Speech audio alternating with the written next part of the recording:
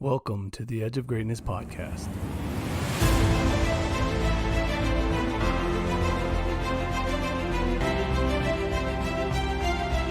The path to greatness is never linear and requires patience and consistency. Join us on our journey as we peel back the layers of success, searching for that elusive core. Each week we will explore a different component of greatness, utilizing experts who have traveled some part of the path that we are all on. We aim to uncover insights into the areas of leadership, coaching, performance, overcoming failure, the power of habits, and so much more. We are all on the edge of greatness.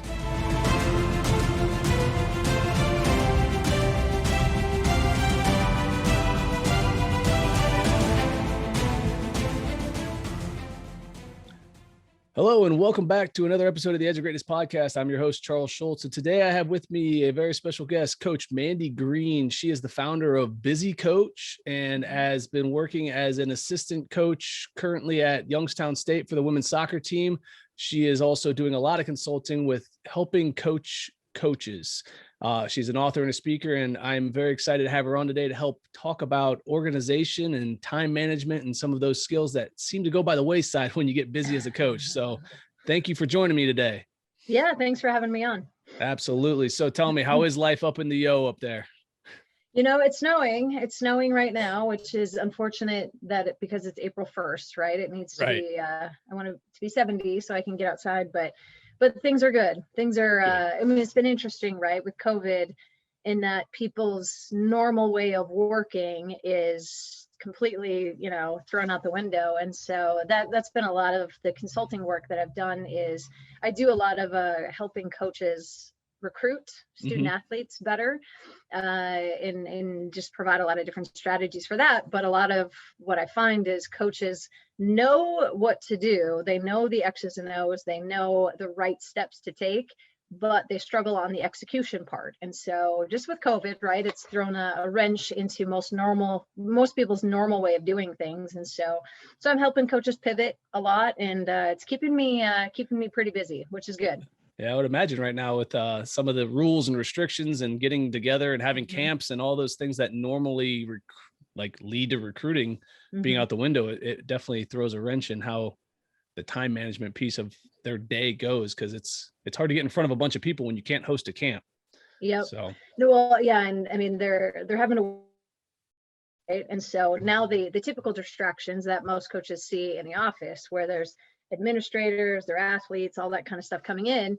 Now coaches, it seems like when they were stuck in their house, now they're getting distracted by laundry and the dog, right? I got to put the dog out, put him in, put him out, bring him in. That's like the majority of their day, right? And so it's just helping coaches come up with better strategies for, we all got that same 24 hours. You got to prioritize certain things over others. The other stuff you can still get done, right? But you got to just structure your day. So that's a big part of what I do, is help coaches prioritize, figure out what are the key things, right? Where am I going? What are the key things? And then how do I structure my day so I'm not getting distracted by all this other stuff, and I can focus on the big things to make tons of progress. Yeah, no, that makes sense. And it actually leads into one of the questions that I was looking at. I was looking through your Twitter feed, and there was a post that you had that I really liked. It stood out. It was around the time that we changed the clocks in March, and it was a woman laying in bed and she was checking her clock. And then the words in the picture were, "The hour we lose this weekend was the one I was planning to go to the gym." So how do we shift from this excuse mindset that says I don't have time for XYZ to one that's more productive, to using the 24 hours that we all get, because we all get that same time? How do we shift that mindset a little bit and prepare ourselves to make time, I guess, instead of making excuses? I am a big believer in systems, right? And everything you do has a system to it, whether you realize it or not, right? And how you plan your day, there is a method to it. And whether it is serving you or not, right? I think results don't lie, right? And I mean, think, right, as a coach, everything we do has a result tied to it. And if with each result, there's a process. And if you're not getting your ideal result, you got to change something in your process. And so usually how I start when I work with coaches or even entrepreneurs, I'm starting to work with a little bit now, is what is the result you're getting? And is it ideal? And do you have a way to make it consistent? And if it's not what you want it to be, you've got to be open, right? Open to changing certain things. And so, one exercise that I do with a lot of people right off the bat is do a time audit. Most people don't realize how much time they're wasting in a day on certain things, right? So again, thinking the end, what is that result that you want? Well, write down even minute by minute if you need to. And it's super tedious, and you certainly can't do it every single week because you would just go bonkers, but it's maybe once a quarter for 2 or 3 days straight. What do how do you start the day? What activities do you do? And each time you switch activities, make note of it. How long were you able to stay focused on one thing before you needed to change tasks, right? And for a lot of people, when they first go through that exercise, they are shocked at how little time they're actually spending on key things that are going to help them consistently bring their A game for the people that need them. And so, that's to go to your, how do you get people to be more, want to go to the gym? I don't know that you can motivate somebody to want to go to the gym, but I think, it start with that. What is the key result you're after, and what do you need to do, right? If you so for me, I do a lot of presentations. Part of my motivation to get my butt back in the gym and stay going to the gym is that I know how fatigued I get after I do a presentation. Well, so I want to be doing, right? More success means more actions, right? Doing the key things. So how can if I do one presentation, but it takes me a week to recover, obviously my production and my output is not going to be as great. So what can I do? Well, I got to get to the gym. And so I think you got to schedule it. If it's not scheduled, it's a dream, right? Or it's just too easy to push off into later in the day when, I'll do it later, right? Because what happens? It doesn't happen later because you get tired. And so I think for people, especially like the gym stuff, I find even I make excuses for, I worked really hard today, or, I took the dog for a really long walk. I don't need to go to the gym, right? I would make those excuses. So I flipped it. Instead of allowing myself to maybe make an excuse when I was tired, I schedule it first thing in the morning, right? And so I flipped it, and now it's, okay, my energy's better. My excuses are a lot less. I reduce the resistance to get started by having all my gym stuff out, getting my, pre-workout stuff sorted out, getting my shoes, getting all that, so, there's a lot that goes into it, but I think it's always being, and I think with what you're trying to accomplish, you got to make it visual. I think it's easy to make excuses and forget about certain things when you don't have your goals front and center. I think most people are guilty of looking at their phone more than than they would look at their goals in a day. And so, if you're distracted by a lot of other things, it's really hard to keep front and center the key activities that are going to help you reach that next level, right? Oh, absolutely. I think that you hit it really right on the head with that. We lose sight of the things that we're trying to accomplish if we're not looking at it consistently. Mm-hmm. And I really like the idea of a time audit, because I think that's the first time I've heard that term. Mm-hmm. I've heard of people track your time, check your schedule, see what you're doing, but the time audit, I like that. That's catchy. And for me, it kind of relates back to something that I did recently, which was on your iPhone, you can get it to tell you how much you're looking screen time, and it tracks your screen time. Yep. Well, I never realized. Well, I never realized how much I just pick up my phone and naturally just kind of look at it with all the different things that I'm doing, from the social media stuff to promoting the businesses to getting on for the podcast. And I look down, and the next thing you know, it's 6.5 hours you're on your phone this week. I was like, I'm sorry, what? On average per day. That's not just for the week, that's per day. I'm like, 6 hours per day. What the heck was I doing? Yeah. And since then I've done better, but I think that's something and that's where making it aware, bringing it front and center. I'm all about tracking. Tracking is my go-to for anything that ails me.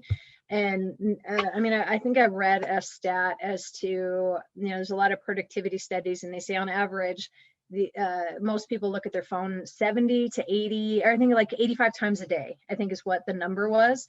And I remember I was in an airport with a team waiting for a flight when I told them that stat, and they were like, it's way more than that. There's no way, just 85 times.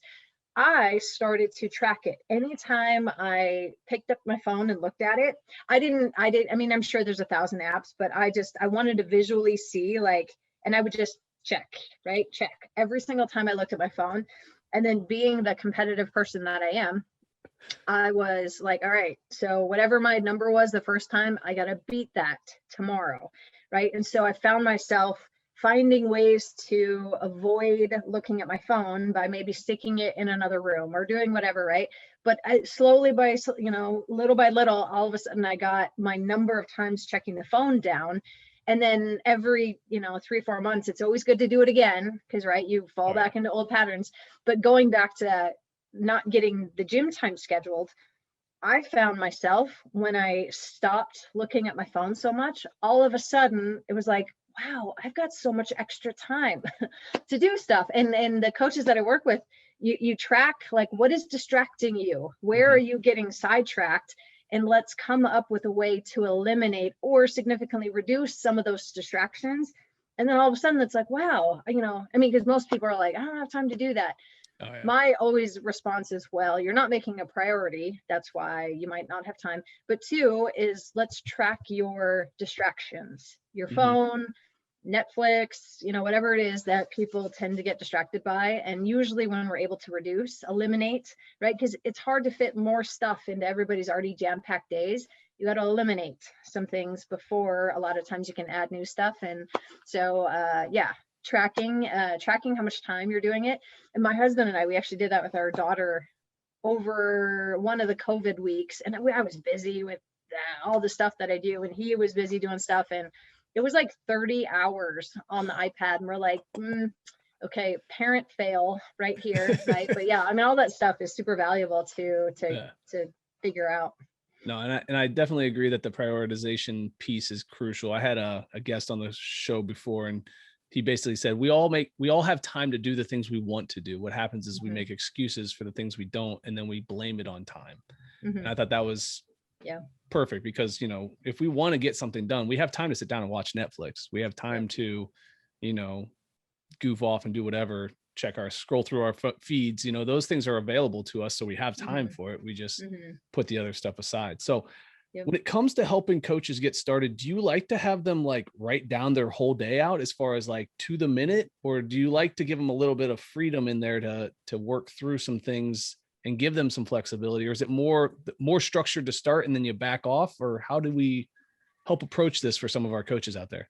Yeah, I don't think, as a coach, I think you need flexibility because of the nature of the job, right? And that you need, athletes are coming in, administrators are coming in, you've got lots of moving parts.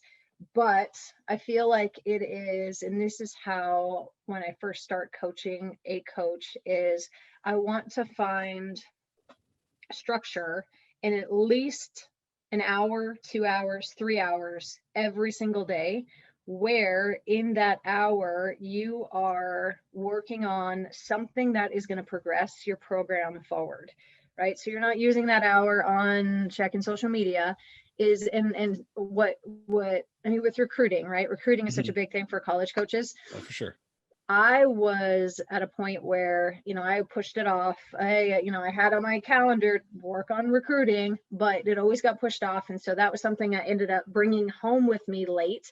And it's like reading a book when you're tired, right? Have you ever tried to read a book when you're tired? You tend to read and reread the same page over and over again. And most coaches, the hard thing, the thing that will help make your progress, your program progress forward, is usually the thing we put off because it's hard, right? It's much better. You feel like, oh, I'm going to get some momentum, I'm just going to click off some of these easy things.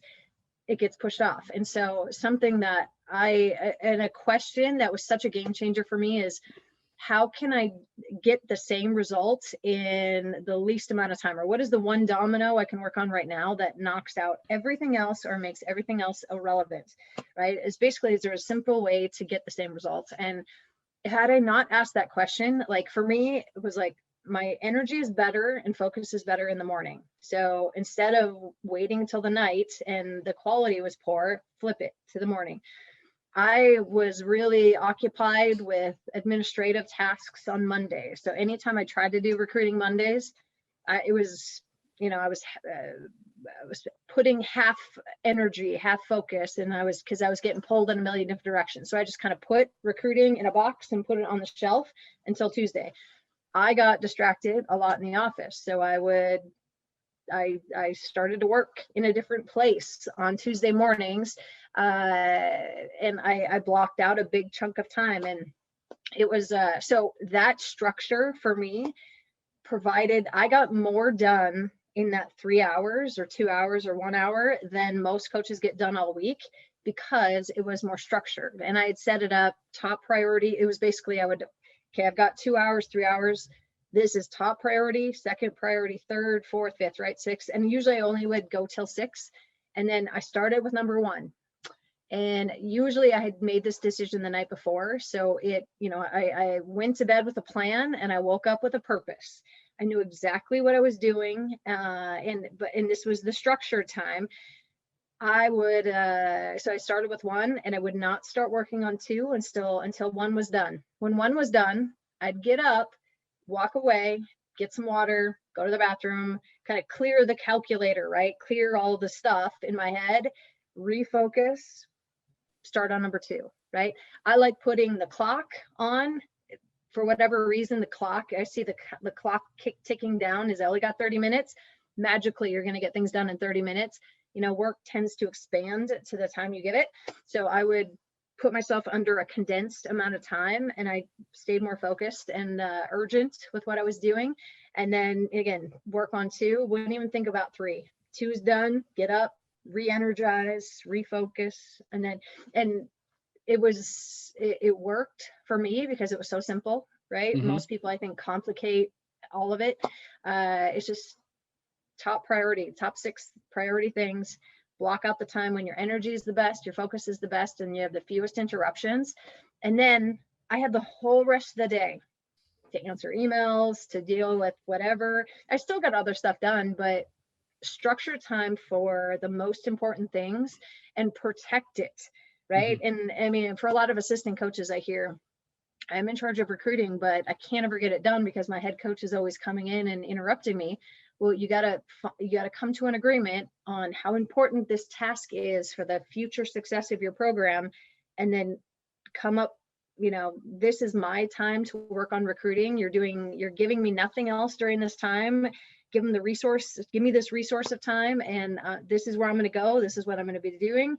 Structure, and then, right? Does that make sense? No, absolutely. Yeah. It's like doctors, right? They have structured time for, I don't know that doctors are a good example, but you know what I'm saying? It's just like, it's you got to have some time during the day. I like to say done by 1, 2. Is all these key things that I've determined based on the vision board that I have kind of up behind us here. Yeah. Is I'm going to work on one thing and I'm going to get it done by 1 o'clock. And then after 1 o'clock, right, I got the whole rest of the day to do whatever comes up. Oh yeah, I like that. And I like the time thing, because I feel like as humans, we naturally are procrastinators, and having that countdown going forces you into a more focused state to do the final bits to get it done. Cause I don't know about you, but when I was in school and the paper was due next Friday, guess what day I was doing it? It was doing it next Friday. So that's part of the challenge there. And what it sounds like for you, at least, you want to focus on the most important, biggest matter first. That's those are the things you want to block time for, and then let the additional time you have available be used for the other less important things. Is that? Yep. And the reason I say to block the time is if you block the time and set the task, you've made the decision for what you're going to do. Because that's usually the hardest thing is people walk into their office, they sit down and they're like, what am I going to do today? Let me just crank out some of these easy things. And then the hard stuff keeps getting pushed off. And so I try to work with coaches on prioritize progress. And usually that means you got to start with the hard stuff first, but get it out of the way. And I even will tell a coach, like, what is the one thing that when you go home at night, is the thing that keeps you up because you're like, dang it, I didn't get that thing done, right? That's the task that you got to start with first thing. And then it's amazing. You get one hard thing done or even worked on, even like 30 minutes, right? 30 minutes. And even, again, a lot of times with the hard things, the hardest part is starting.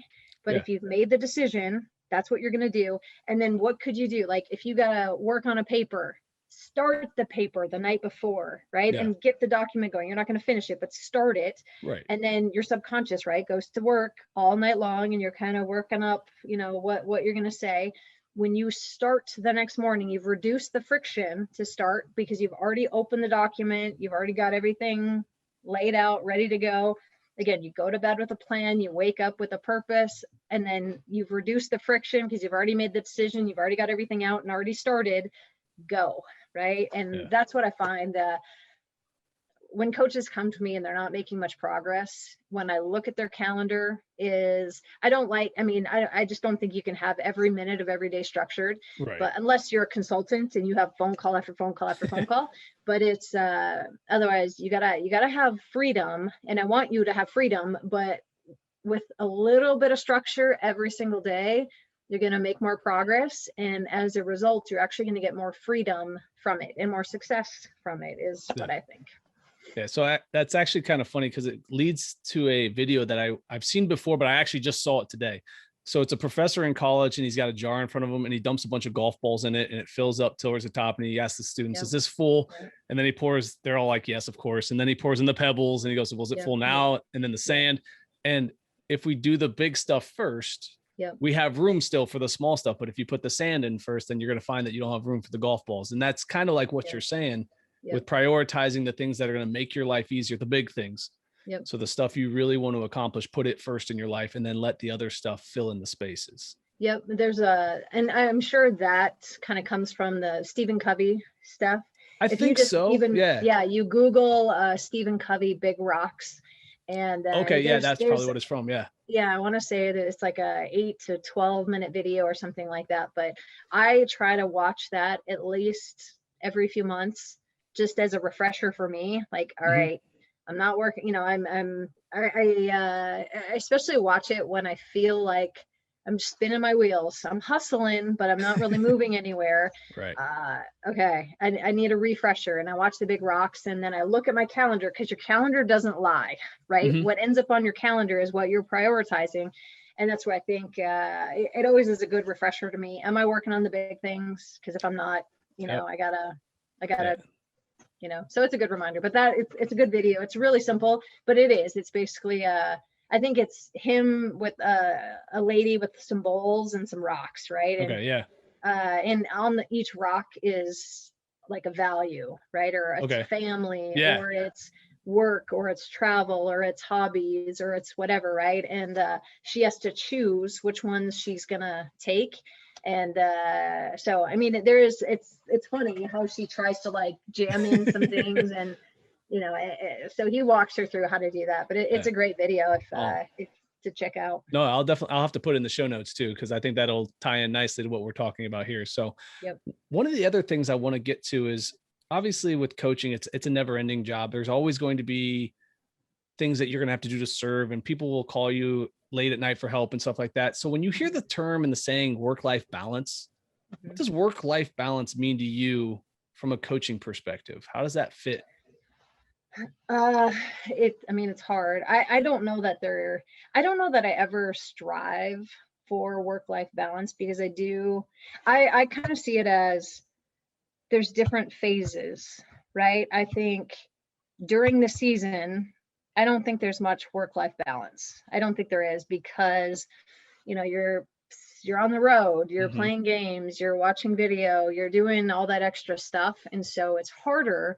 But what I tried to do, which was a lifesaver for me, is I think, coaches with the amount of stuff that has to go on, if most coaches burn out because they're working and they're always on 24/7, right? And they're wearing multiple hats 24/7. So what I started to do during season even was I understood there's going to be a lot of long hours, a lot of travel, a lot of that kind of stuff. Now, my husband was my assistant coach, so that helped. But this year I'm not traveling with the Youngstown soccer team, and I feel like a single parent with how much he has gone. So, I mean, that's been interesting, but I understand it's the season, right, that we're in. Right. But what I tried to do, and we've kind of alluded to it a little bit, is setting it up where when you go on vacation the day before, or when that paper's due, right? The next day or the day before, you are hustling and you're cranking away and you're focused and I got to get this done because I can't, it's either due tomorrow or I can't, I gotta take time off and I want to go on vacation. So I would have a stop time every day. Like, this is when I'm stopping work, and I'm not, but it wasn't all day, it wasn't, for the rest of the night. It was an hour, 2 hours, 3 hours, maybe some nights, where I'm not making recruiting calls. I'm not watching video. I am resting and recharging and doing something for me, right, to take care of myself as a coach. So I am, because, right, everything you do as a coach, everybody sees it and they model it. And if I was exhausted, how do you think that was going to affect my team? Right. So I had to try to just find an hour or two where the phone was in another room. I wasn't texting. I wasn't doing anything. I was recharging the batteries. And then, like vacation, right? When you go back, because you've given your brain and body time to rest, you go back recharged. And so I tried to just do that, for an hour, 2 hours, maybe strategically throughout the week. And then once the season was done, that's when I tried to reestablish, okay, I'm taking a week, I got to rest, recharge. And then, there's just more downtime. But I think too, I don't think you can have work-life balance if you don't have boundaries towards certain things. And most people don't have boundaries. It's like 24/7, I'm on, right? Well, if you give, like I said, if you give yourself 24/7 to work, you're going to work that much and you're going to burn out. So that's where I try to, with the coaches that I work with. And it was a game changer for me to condense the time that I was going to allow myself to work. I got, because again, most coaches could get their work done in half the time if they just gave themselves less time to get the work done, right? And put that time pressure on themselves to work, like for some of these coaches that I work with that are parents. I'm like, what is, I'm like, and for some coaches, they're recruiting kids on the basis of, we are a family here, right? Family, but they're missing dinners and they're missing all the stuff because they're working with their team, or they're recruiting, or they're doing, and I'm like, that's kind of a conflict, right? And you're not being, what's the word? I'm saying, like, they're just not, what they're saying is not what they're doing, They're not being and genuine so, with their message at all. yeah, right. And so I'm like, you gotta block that time, and is you gotta have the boundaries around that time, and you gotta stick to it. Otherwise, coaching, I believe, it can be an all consuming job, for sure, if you allow it to be. And so that is another big thing I help coaches with, is establishing boundaries for recharging, for taking time off. Because I think that's, coaches work hard, and they don't shy away from working hard. But just like athletes, right? Athletes suck at recovery. Coaches do as well. And that's where just trying to get coaches to have better boundaries, because if you're not happy and you're not, energized, and you're all over the map, it only is going to affect the athletes that you're working with. And that's not good, right? No, right. Yeah. You got to be there 100% when you're there. So that way you have to also take time away so you can make sure you're at that 100% available. And I like the boundary setting and scheduling time to be away from it all, because I think that's important. I've actually talked about recharging on the show. And so I'm curious for you specifically, when you went and you were coaching and you were busy and you had a crazy long season, and then you do step away and get that time, like after the season ends, and you take that vacation. Do you completely unplug, or do you still have your stuff with you and it's kind of peeking at it? Or how do you recharge in those moments for yourself? Yeah, I would say I suck at not working. I do. I really suck at not working. But it was when I tried to be more present in the moments that I was in, right? So it was like, okay, we're going to go to the pool with my kids. It was leave your phone in the car, right? So for me, a lot of times vacation was, okay, I'm going to allow myself from this time to this time to work. And then the whole rest of the day, I got to unplug and I got to recharge. And a lot of it for me, recharging was stepping away from the phone. Yeah. Right. Because that can be the thing that usually, I mean, I think it's amazing once a month or once every few weeks for coaches to unplug from the phone. Right. And that is usually what recharged me the most. But I mean, I completely stepping away from it. Maybe I would last a day, 2 days, but I sucked at that. So I didn't fight it too much. It was like, all right, I'm just going to allow myself this bit of time today to do it, an hour, 2 hours, and then the rest of the day, I'm done. Right. If I was like away, like I'm in Youngstown, Ohio right now. My family lives in Minnesota. If I would go up to Minnesota, we would try to schedule activities. So I would keep myself busy and doing fun things that wasn't soccer or recruiting related. That helped. And I like exercise. I do like exercising a lot. So me sending that one post out about that 1 hour, that's the hour I was going to go to the gym. I'm like a 3-4 day a week. And then I've got a rower and I got a big, huge, massive dog that I need to always get out. Otherwise he drives me crazy. So exercise is my go-to for like stress relief and just staying healthy and energized. But yeah, you can't work 24/7. You got to step away from it. And I have a lot of coaches that feel guilty when they're taking time off. It's like, they're with their kids, but they're on their phone, right, the whole time, or they're on the phone and they wish they were with their kids. They're feeling guilty. And it's like, nope, you got to knock that off. You got to have better boundaries and choose, right? That's a choice. Right. You can set the phone down. And with coaching, right? I mean, this isn't like a life or death. We're not doctors or anybody who's doing any, life-saving procedures. Yes, there might be athletes, there might be emergencies, but I don't know, my mindset is it can wait an hour, right? If it's not, life or death, it can wait. So I agree with that. I struggled with turning off the coaching too. So like one of the things that I was doing is what I'm trying to do anyways, when I go on vacation at specific points, when I know we're going to do something, is purposely leave my phone at home, like you were saying, so that way I don't have the ability to look at it, but then when I am at home, if I'm on it doing stuff, it's not the end of the world. It's not like I'm always on it. I'm catching up and I'm good. So I am present with my kids doing things in those moments when they're there. Cause I agree. I think a lot of coaches have trouble turning off that servant mindset of being there all the time. Even when there's nothing for them to do, they're constantly checking, waiting for that next thing that's going to pop up eventually anyway. Like you said, it's not gonna be at the end of the world if you wait an hour to get back to it. So no, and I found too, it's for me, when I try to recharge, I mean, something you said is, I think when you're sitting and waiting for emails to come in or waiting for people to contact you, you're not going to move as fast as you could because you're reacting to the day, right?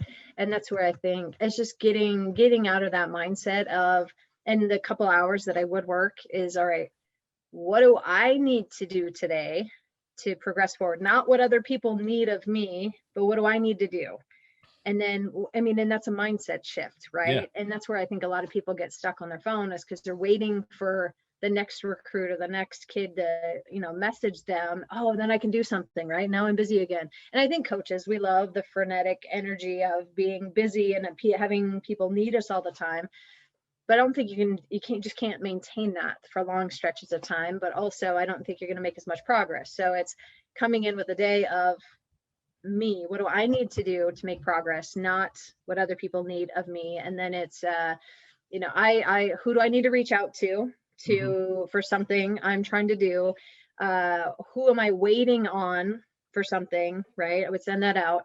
I would send the connection email. Hey, thank you for helping me at this last tournament or whatever it is, but building relationships and rapport, right? With coaching and how important that is, networking.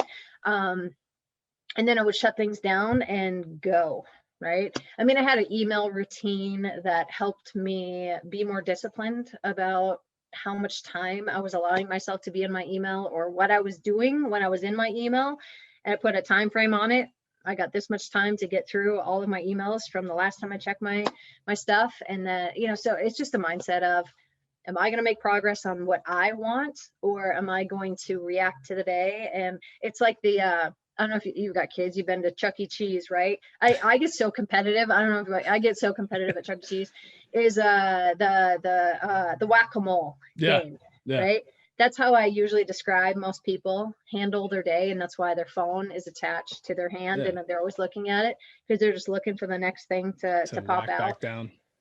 Versus creating systems, right? And again, the systems is everything you do has a system and it's set up perfectly for the results that you're getting right now, right? You're not getting the ideal result. You got to change something in your system. So that's what I'm doing, what I do like to help coaches out. Yeah, no, I like the idea of setting up time and boundaries on the emails too, because I've seen it before where somebody sits there with the screen up and their emails on one and they're working on something else and they're just waiting for the next thing to pop up on their screen so they can go and answer that email and then come back. And the truth of it is if it's sent in an email, they don't need an immediate answer. If they need an immediate answer, they'd call you. Yeah. Right. So if you set yourself up with, okay, I've got a 15-minute window to answer all the emails I got here, and then I'm going to go do something else for 2-3 hours. And I'm gonna come back. I got another 15-minute window here. It could lead to that higher production level and getting more things done. So versus handling them individually as they pop up right in your inbox versus batching them together. You got a few that are built up, but yeah, like you said, they're probably not urgent. And it's something, I mean, it might be urgent for the other person, but to me, if you needed this immediately, you should have asked me last week, right? Or, it's right. Yeah. But I mean, that's another thing, but it's right. It's batching it up. But I had an email morning routine where I tried to not look at my email first thing in the morning, right? Because if something comes up and it stresses me out, like that's not how I want to start the day. And I don't want to start the day reacting, but it's when I would get down and sit first, what am I trying to accomplish today? What are my big priorities today? Okay, email.